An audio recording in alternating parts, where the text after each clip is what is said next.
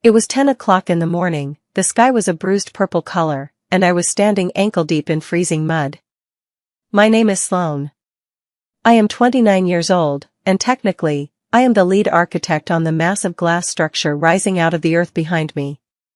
But if you looked at the paperwork, or the press releases, or the glossy brochures stacked in my father's office, you would not see my name.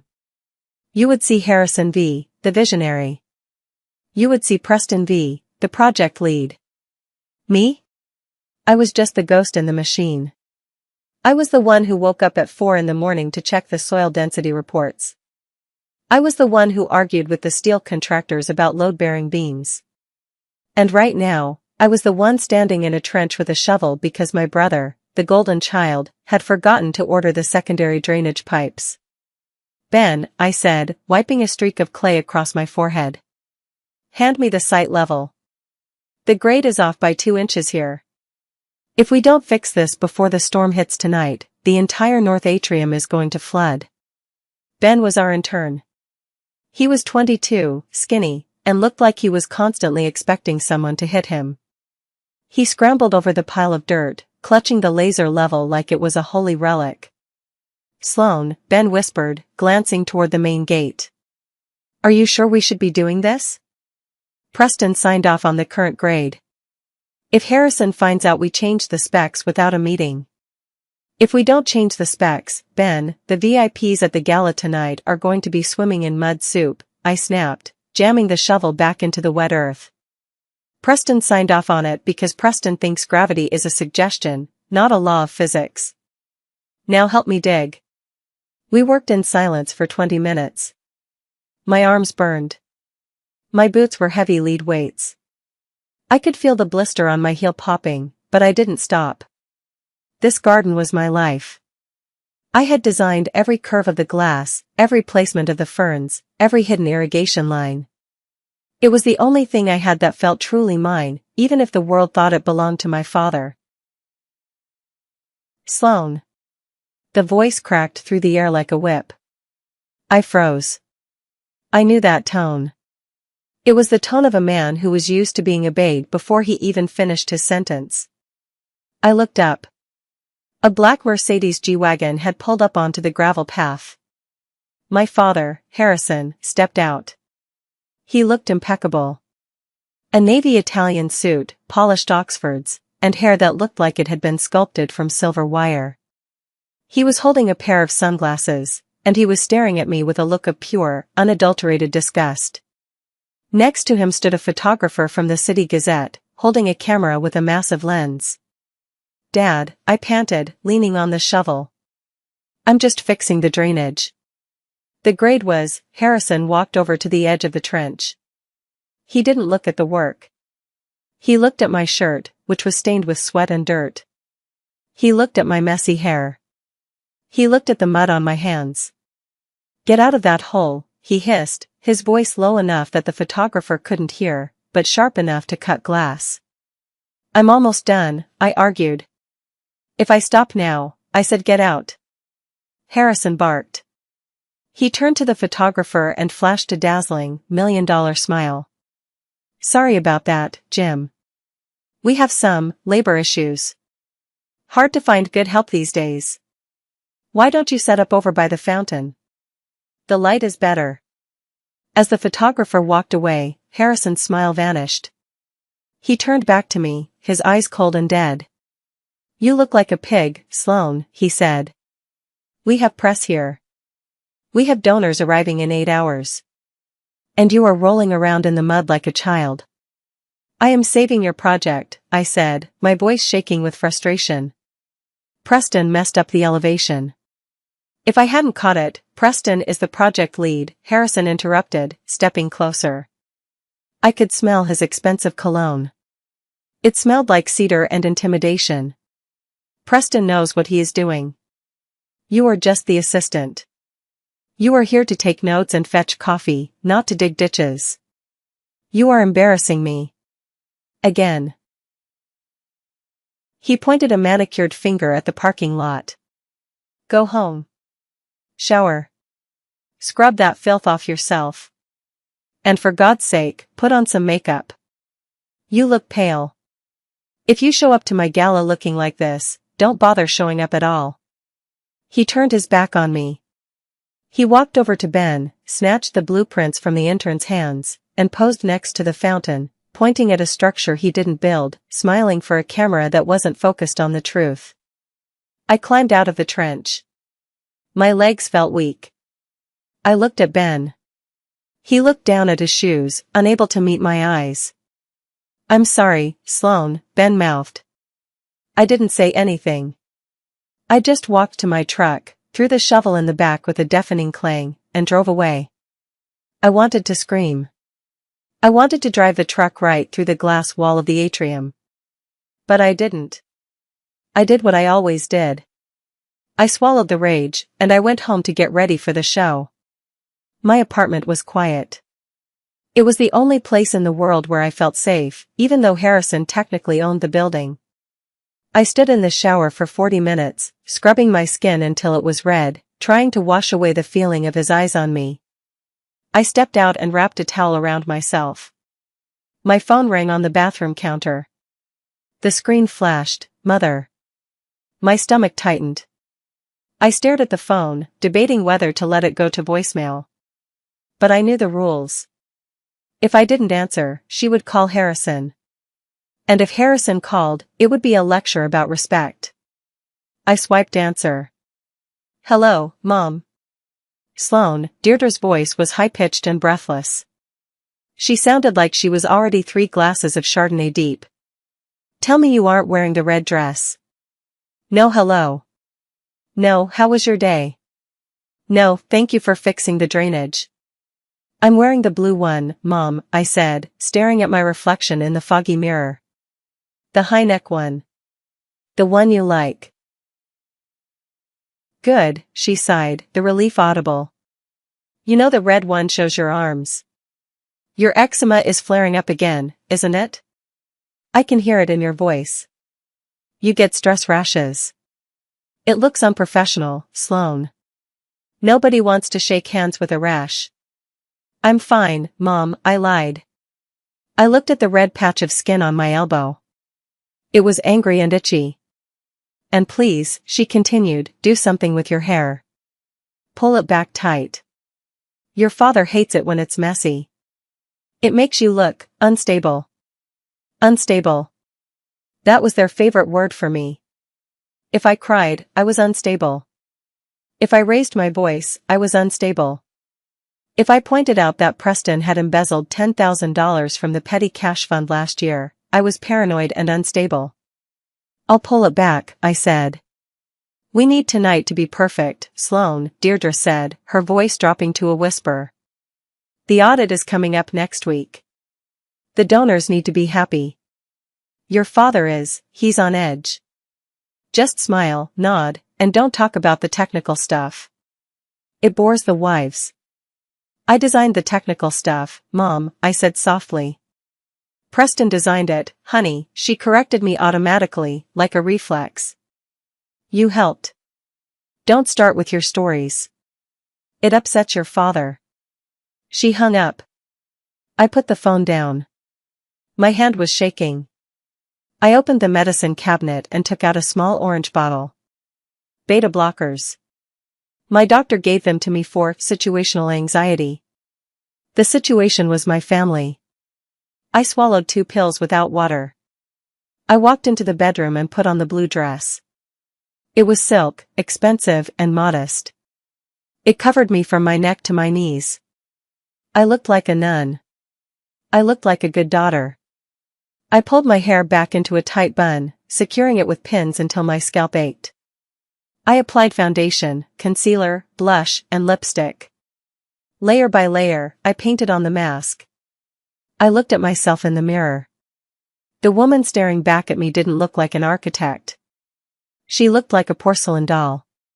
Fragile. Silent. Perfect. Just 3 hours, I whispered to my reflection. Survive 3 hours, and then you can come home. I grabbed my keys and walked out the door. I had no idea that I would never set foot in this apartment again. The crystal ballroom was suffocating. It was a cavernous space filled with 300 of the city's wealthiest people. The air was thick with the smell of roasted duck, expensive perfume, and old money. A string quartet was playing Mozart in the corner, but it was barely audible over the roar of conversation. I walked in, keeping my head down.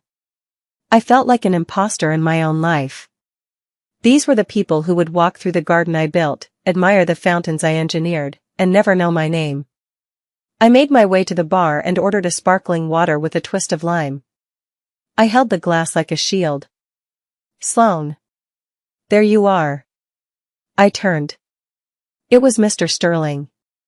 He was an elderly man with bright blue eyes and a cane with a silver handle. He was the biggest donor to the project, and unlike my father, he actually read the blueprints. "Mr. Sterling," I said, forcing a smile. "Good evening." "I have a bone to pick with you," Sterling said, looking annoyed. My heart stopped. "Is something wrong with the atrium?" "No, the atrium is magnificent," Sterling said. "But I just asked your brother Preston about the hydrostatic pressure release valves in the lower reservoir. I wanted to know how he planned to handle the overflow during the spring thaw." I tensed. "And what did he say?" Sterling scoffed. "He told me not to worry about it because the pipes are really big. Then he tried to sell me a timeshare in Cabo." I couldn't help it. A small, real smile tugged at the corner of my mouth. "The pipes aren't just big, Mr. Sterling," I said, stepping closer. "We installed a series of gravity-fed release valves that divert the overflow into the municipal gray water system. It actually recycles the water to irrigate the city park across the street. It's a closed-loop system."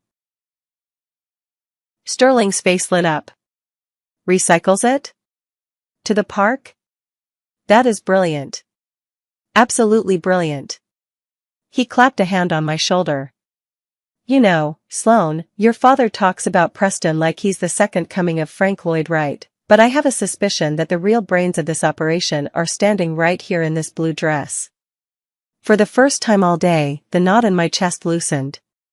Someone saw me. Someone actually saw me. "Thank you, sir," I whispered. Well. What is this little gathering?" The voice was smooth, deep, and terrifying. Harrison appeared beside us. He slid an arm around my waist. To the room, it looked like a loving father hugging his daughter. But I felt his fingers dig into my ribs, pinching the soft skin hard enough to bruise. "Harrison," Sterling said. "I was just telling Sloane that her design for the overflow system is genius. You should be proud." Harrison smiled, but his eyes were dead. They were black sharks swimming in a sea of ice. "Oh, Arthur, you are too kind," Harrison laughed, a low rumble that vibrated against my side. "Sloane loves to memorize the technical manuals. She's a wonderful tracer. I sketch the big ideas, and she just fills in the lines. She's my little helper." He squeezed harder. I gasped slightly, covering it with a cough. "Actually," I said. The word slipped out before I could stop it. Harrison looked down at me. The threat in his eyes was clear: shut your mouth. But the beta blockers had kicked in, and the praise from Sterling had given me a hit of dopamine I wasn't used to. "Actually," I said, my voice trembling but audible. "I designed the overflow system, Dad. You were in the Hamptons when we finalized those prints. Preston wanted to use standard pumps. I fought for the gravity valves." The air between us froze. Mr. Sterling raised an eyebrow. Harrison's face turned a shade of red I knew very well. It was the color of violence. "Excuse us, Arthur," Harrison said through gritted teeth. "I need to borrow her for a moment. Family business." He gripped my arm, his fingers clamping down like a vice. He marched me away from the VIP circle, steering me toward the buffet tables near the kitchen doors. He moved fast, forcing me to stumble in my high heels.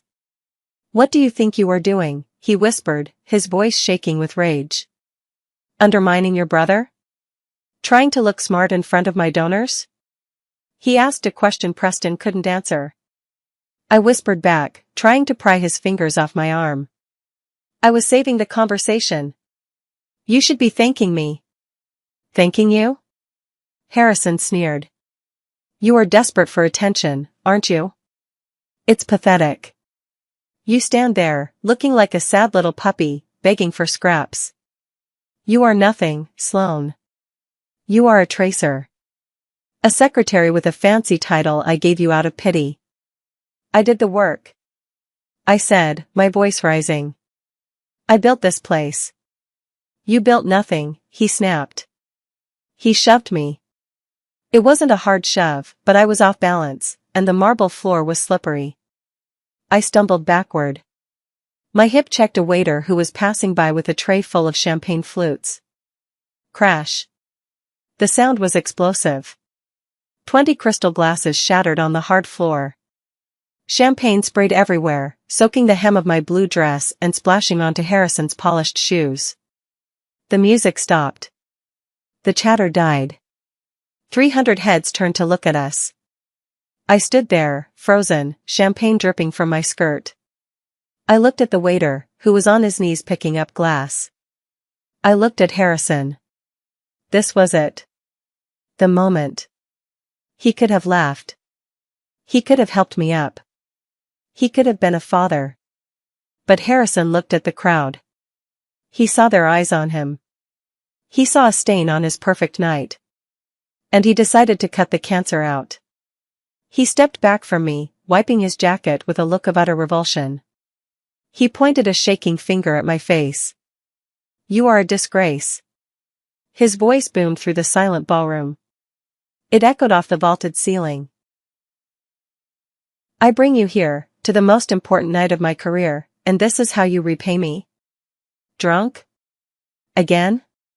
I blinked, stunned. I'm not. Don't you lie to me, he roared, performing for the back row. I can smell it on you. You stumble around here, breaking things, embarrassing this family. You are unstable, Sloane. You have always been unstable. My mother was standing near the stage. She covered her mouth with her hand and looked down at her shoes. Preston was at the bar. He took a sip of his drink and turned his back to me. No one moved. No one defended me. I should have disowned you years ago, Harrison spat the words out, venom dripping from every syllable. You are nothing but a burden.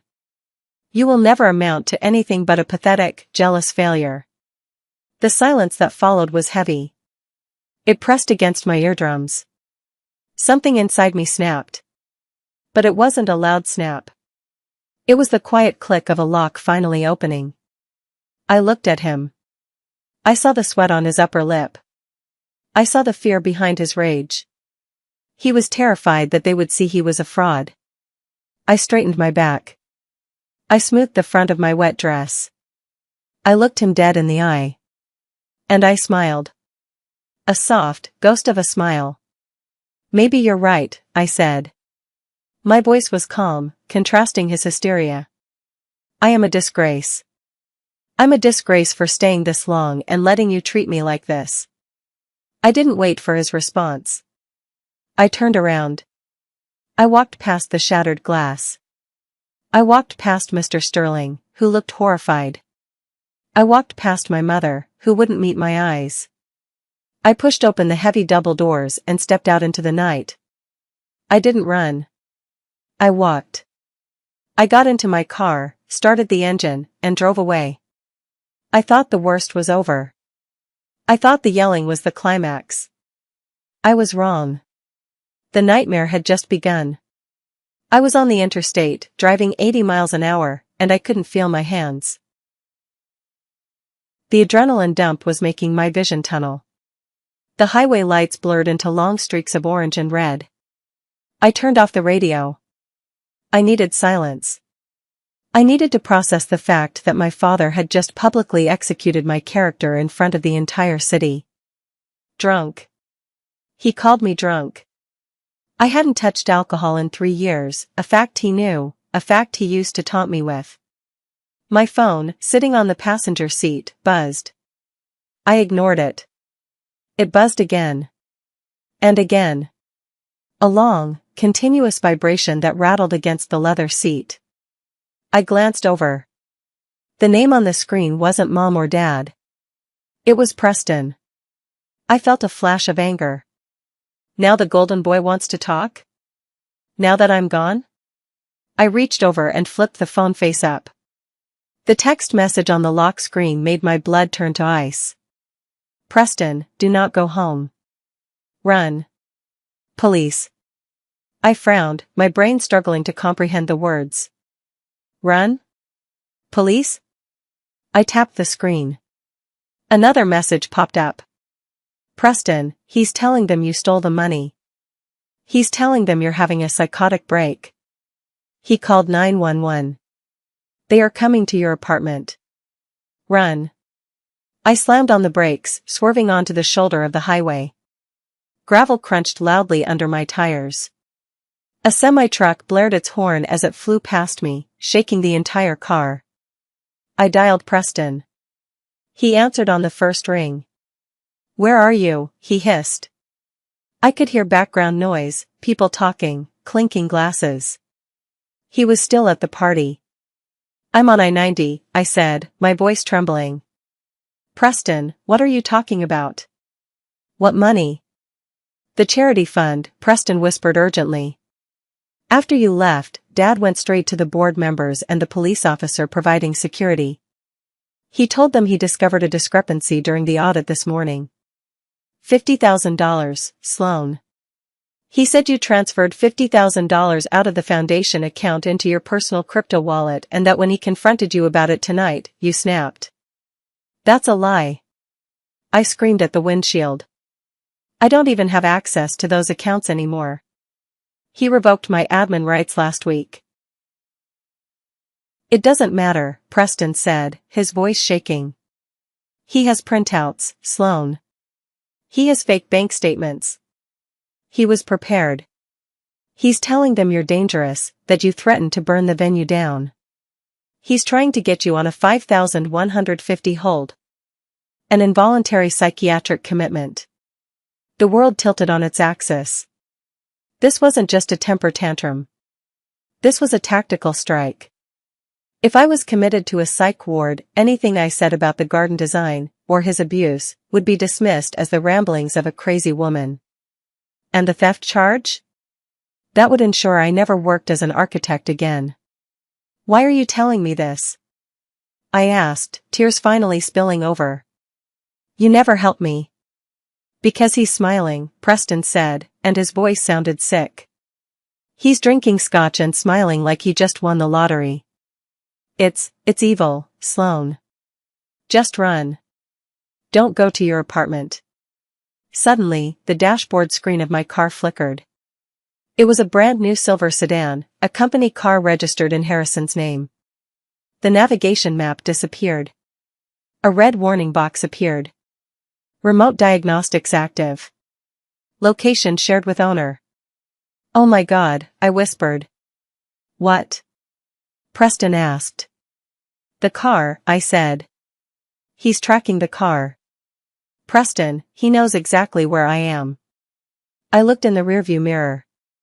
Far back, in the distance, I saw flashing blue lights coming down the highway. Ditch the car, Preston said. Sloan, get out of the car. I hung up. I didn't think. I just reacted. I saw an exit ramp coming up. It was for a dark, industrial rest stop, a place with a truck scale and a greasy diner. I yanked the wheel to the right. The tires screeched. I drove behind the diner, past the idling 18-wheelers, and pulled the car into a gap between two dumpsters. I killed the engine. The red message on the screen stayed on. Location shared. Keep the damn car, I spat. I grabbed my purse. I kicked off my high heels. I couldn't run in them. I opened the door and stepped out onto the oil-stained asphalt in my bare feet. The cold seeped into my skin instantly. It smelled of diesel fuel and rotting garbage. I ran. I ran toward the woods behind the truck stop. I ran until my lungs burned and the soles of my feet were raw. I hid behind a large oak tree and watched. 3 minutes later, a police cruiser turned into the lot. It rolled slowly toward my abandoned car. Preston was right. They were hunting me. I walked for 2 miles through the woods, shivering in my silk dress. My feet were bleeding. I looked like a fugitive. I looked exactly like the unstable woman Harrison described. I emerged near a 24-hour gas station on the secondary road. The fluorescent lights buzzed like angry hornets. I walked inside. The clerk, a guy with tattoos on his neck and headphones on his ears, looked up. His eyes widened. "Car trouble," I lied, my voice raspy. "I need water. And a burner phone." I grabbed a bottle of water and a cheap prepaid phone from the rack. My hands were covered in dirt. I placed them on the counter. I pulled out my credit card. It was a platinum card, in my name, with a $20,000 limit. I swiped it. Beep. Declined. I frowned. "Try it again. There's plenty of money on there." The clerk sighed and swiped it again. "Card reported stolen. Retain card." "Machine says it's stolen, lady," the clerk said, reaching for the card. "I gotta keep it. Store policy." "No." I snatched the card back. "It's my card. My father, he." I stopped. I sounded crazy. "Look," the clerk said, pointing at the door. "If you don't have cash, you need to leave. You're getting mud on my floor." I checked my purse. I had a $20 bill crumpled in the side pocket. "Emergency cash." "Take the 20, I said, slamming it on the counter. "Just give me the phone." I walked outside to the air pump station. It was dark. I sat on the curb, ripping the plastic packaging off the phone with my teeth. I dialed the only number I knew by heart. Kendra. Kendra was my best friend from law school. She was a defense attorney who hated authority figures almost as much as she loved chaos. She lived 2 towns over. She picked up on the second ring. "Hello?" "Kendra," I choked out. "It's me." "Don't say my name." "Sloan?" Her voice sharpened instantly. "Where are you?" "I just saw a post on Facebook from your cousin Misty. They're saying you had a psychotic break and assaulted your dad?" "He's framing me, Kendra," I sobbed, the dam finally breaking. "He says I stole $50,000. He canceled my credit cards. He tracked my car. I'm at a gas station on Route 9. I have nothing. I'm barefoot." "Listen to me," Kendra said, her voice turning into steel. "Do not move. I am coming to get you. Turn that phone off immediately after we hang up. If he flagged your credit cards, he's likely monitoring the cell towers too. He has friends in high places. He's going to destroy me, Kendra. He filed a 5150. "Not if we destroy him first," she said. 20 minutes. "Look for my Honda. Keep your head down." Kendra's house was a messy duplex that smelled of incense and old books. To me, it looked like a palace. She locked the door, pulled the shades down, and handed me a pair of sweatpants. I sat on her couch, drinking hot tea, trying to stop shaking. "Okay," Kendra said, pacing the living room. "This is bad. Grand larceny is a felony. If the amount is over 10,000, which it is, you're looking at prison time. And the psychiatric hold is a strategic move to discredit you as a witness." "I didn't take it," I said. "I don't even have access to the accounts anymore." "We know that," Kendra said. "But we need to prove it." We both froze. Kendra put a finger to her lips. She pointed to the bathroom in the hallway. "Go." I scrambled into the bathroom and locked the door. I sat on the edge of the tub, holding my breath. I heard Kendra open the front door. "Good evening, Detective," Kendra's voice was loud and clear. She was warning me. "Good evening, Ms. Reynolds," a deep male voice replied. I recognized it. Detective Miller. He played golf with my father on Sundays. I'm looking for Sloan V., Miller said. Her father is very worried. We tracked a call she made from a burner phone to this number about 30 minutes ago. I haven't seen her, Kendra lied smoothly. She called me, yes. She was hysterical. She hung up before I could ask where she was. Ms. Reynolds, Miller's voice dropped. It wasn't friendly anymore. We know she's unstable. She stole a significant amount of money. And she abandoned her vehicle. If you are harboring a fugitive, that is a crime. You could lose your law license. I squeezed my eyes shut. Please, Kendra. Don't give me up. I know the law, Detective, Kendra said coldly. And I know that without a warrant, you can't come inside. Do you have a warrant? Silence. I didn't think so, Kendra said. Now, if you'll excuse me, I have work to do. If she calls again, I'll tell her to turn herself in. You do that, Miller said. Tell her father just wants to get her help. The best doctor's money can buy. The door closed. The lock clicked. I let out a breath I didn't know I was holding. Kendra opened the bathroom door. Her face was pale. He's gone, she whispered. But he'll be back. And he'll bring a warrant next time. We have maybe 12 hours. 12 hours to do what? I asked. To find the money, Kendra said. And to prove your father stole it himself. Before we find out how Sloan plans to break into her father's empire to find the evidence, please take a moment to hit that like button and subscribe to the channel. And tell me in the comments, what city are you watching from? Your comments help this story reach more people who need to hear it. Thank you. Here is the continuation and conclusion of the story, written to complete the 10,000-word narrative arc. We didn't sleep. We sat on the floor of Kendra's living room, listening to the wind howl outside. Every car that passed sounded like a siren. Every creak of the floorboards sounded like a boot kicking down the door. The sun rose gray and bleak. I was drinking my third cup of stale coffee when there was a soft knock at the front door. I froze. Kendra grabbed a baseball bat she kept behind the umbrella stand. Who is it? Kendra yelled through the closed door. It's Misty, a cheerful female voice chirped from the other side. I know Sloan is in there. I brought bagels. Everything bagels. Her favorite. I lowered the coffee cup. Misty. My cousin. Harrison's favorite niece. She was the family diplomat, which was a polite way of saying she was the family spy. She had the moral backbone of a chocolate eclair. Let her in, I told Kendra, rubbing my eyes. If we don't, she'll sit on the porch until the neighbors call the police. And we don't need the police.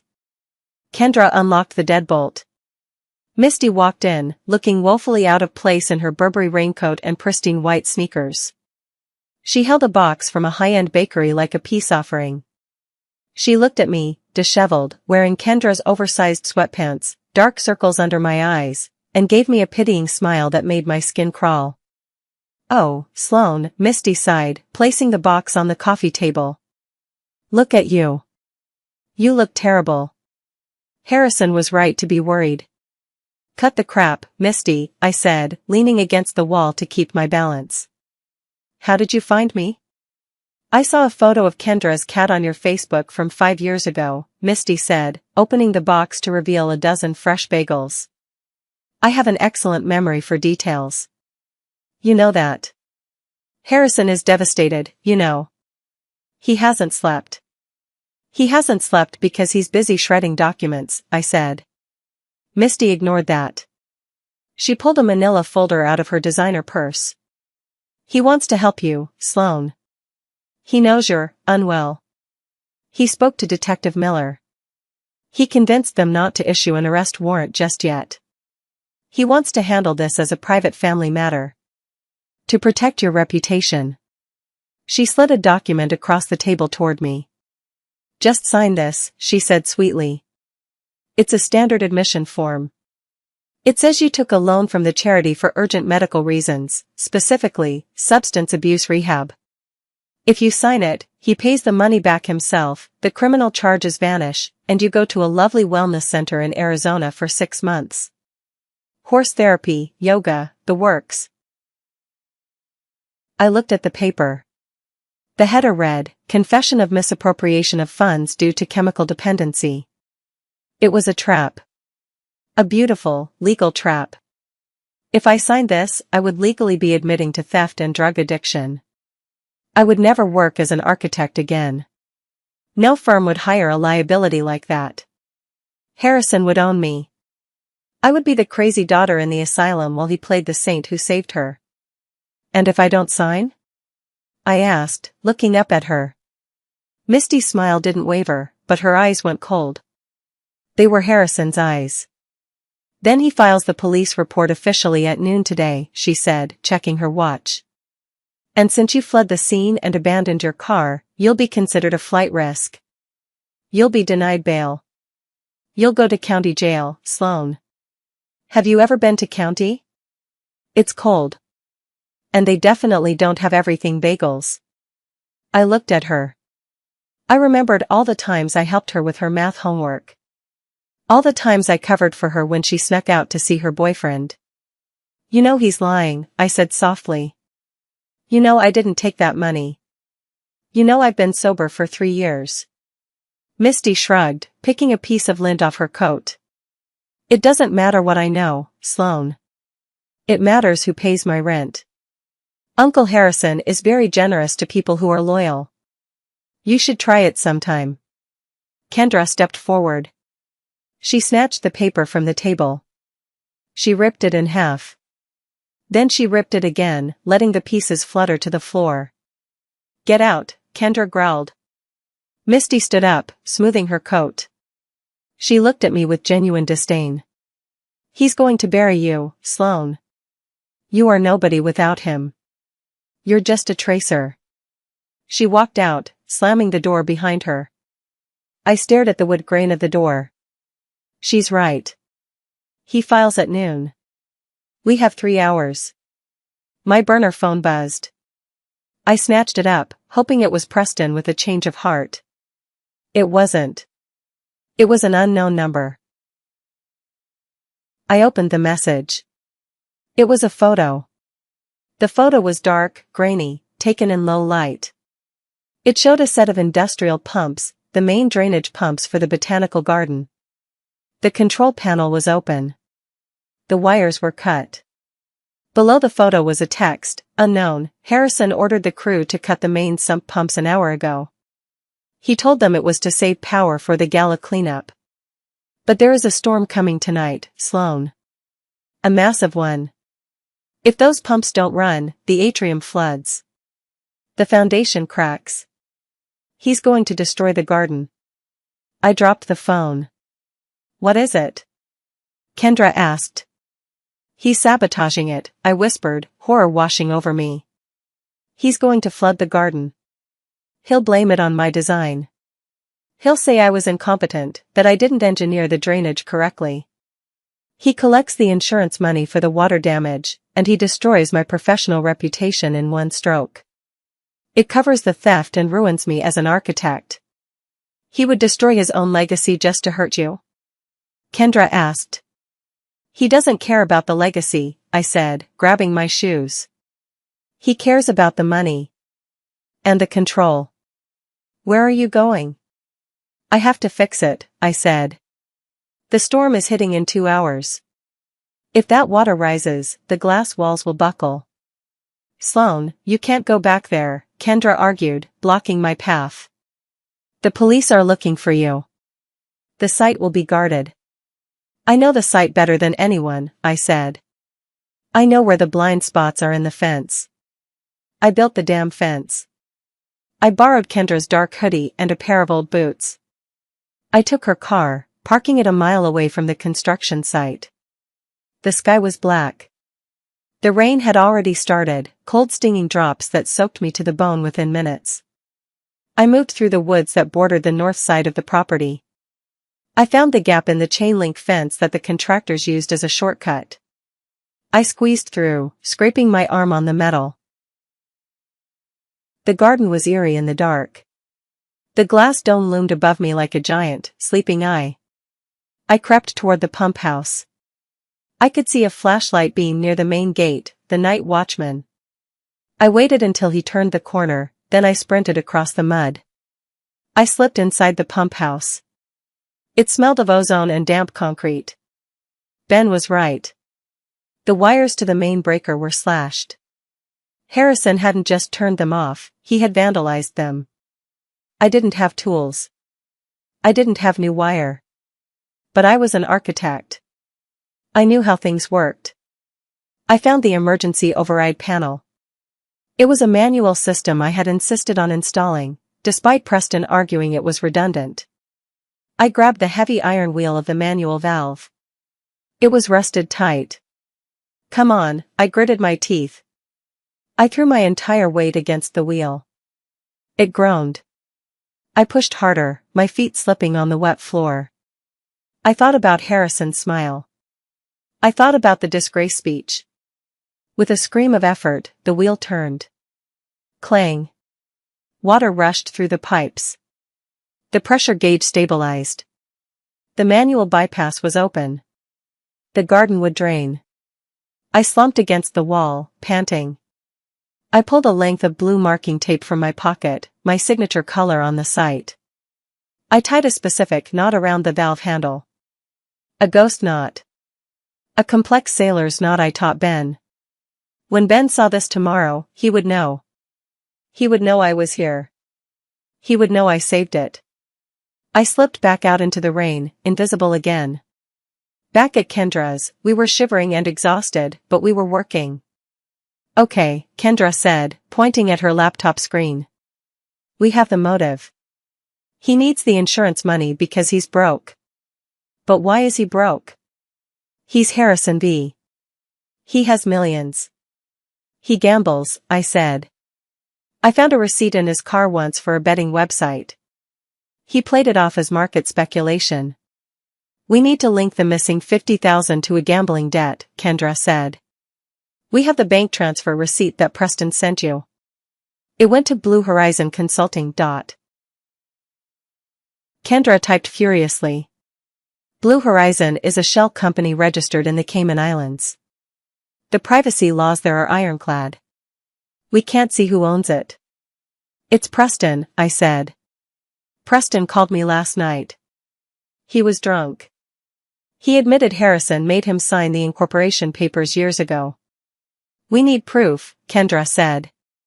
Preston's word isn't enough. He'll recant as soon as Harrison threatens him. The black ledger, I said suddenly. The what? Harrison is old school, I explained. He doesn't trust the cloud.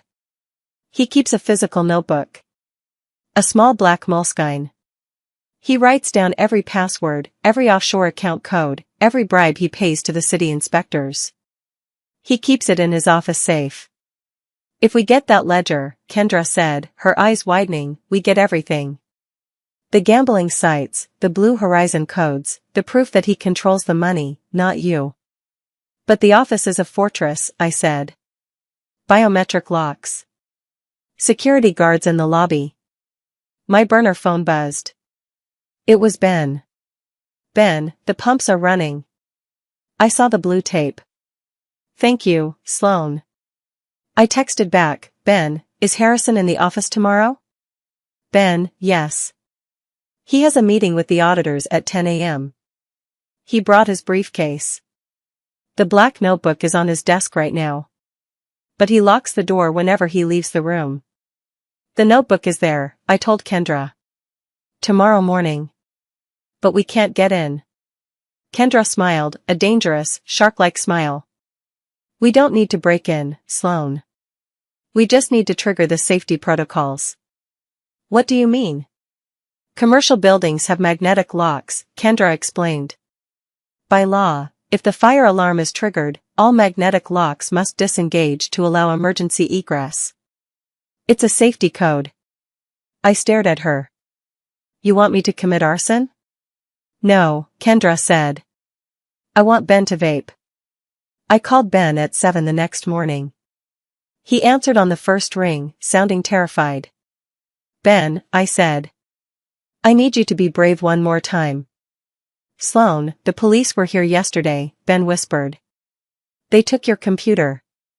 Harrison is telling everyone you're a fugitive. I am a fugitive, Ben. But I can end this today. I need you to go to the maintenance closet near Harrison's office. I need you to trigger the smoke detector. Don't pull the lever, that sprays ink. Use a heat source. A lighter. I'll get fired, Ben whimpered. If Harrison wins, there is no company left to fire you from, I said. He's bankrupting the firm, Ben. He's looting the pension fund. Do it for the garden. Silence. Then, a shaky breath. Okay. 10 o'clock.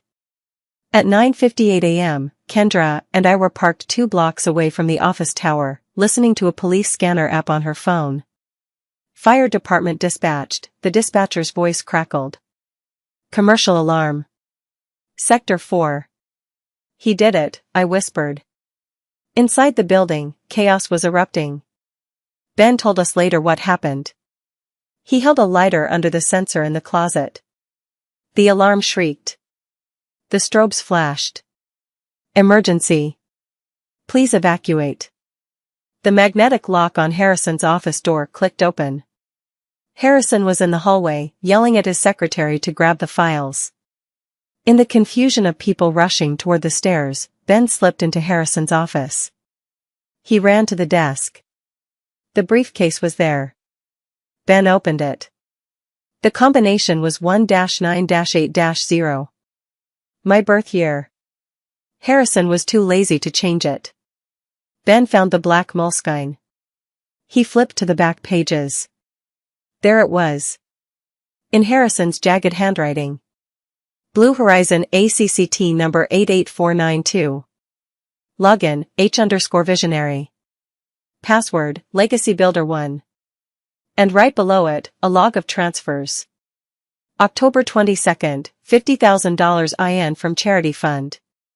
October 22nd, $50,000 out to vegasvault.com. Ben pulled out his phone. His hands were shaking so hard he almost dropped it. Snap. Snap. Snap.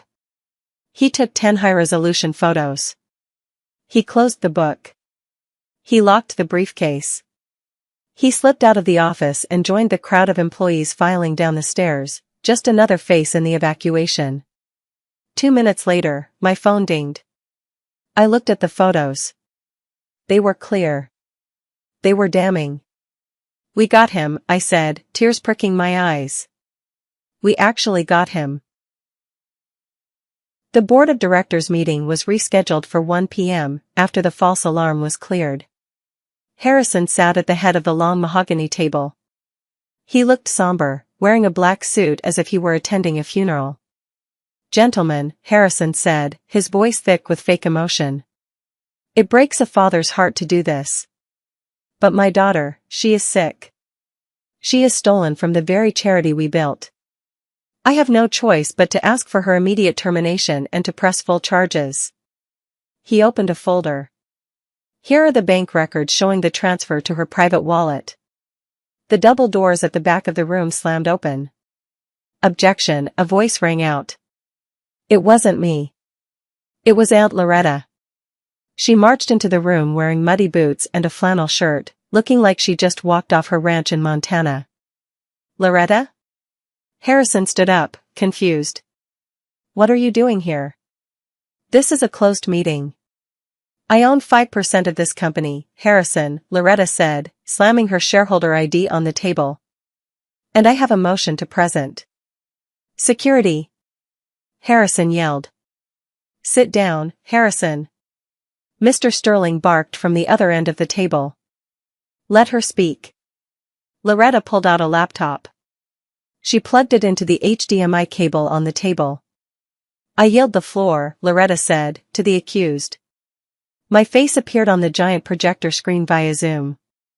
I was sitting in Kendra's kitchen, wearing a blazer I had borrowed from her closet. I looked calm. I looked professional. "Good afternoon, gentlemen," I said. "Turn it off." Harrison screamed, lunging for the laptop. Loretta blocked him with her shoulder. She was 60, but she was strong. "Touch it and I break your fingers, Harrison," Loretta growled. "Gentlemen," I said, my voice steady. "The document my father is showing you is a forgery. The $50,000 was not transferred to me. It was transferred to this account." I clicked a button. The photo of the black ledger appeared on the screen. "This is a page from Harrison's private ledger," I explained. "It lists the codes for an offshore account called Blue Horizon. Note the handwriting. It is Harrison's." I clicked again. A screenshot from the gambling website Vegas Vault, which Kendra had accessed using the password from the ledger. "And here," I said, "is the deposit history. $50,000, deposited 3 minutes after it left the charity account." The room went dead silent. Mr. Sterling stood up, putting on his glasses to look closer at the screen. "It's a fake." Harrison shrieked, sweat pouring down his face. "She photoshopped it. She's unstable." "And finally," I said, "I have a witness." The door opened again. Preston walked in. He looked wrecked. He hadn't shaved. He looked at Harrison, then at the floor. "Preston," Harrison said, his voice low and threatening. Tell them your sister is lying."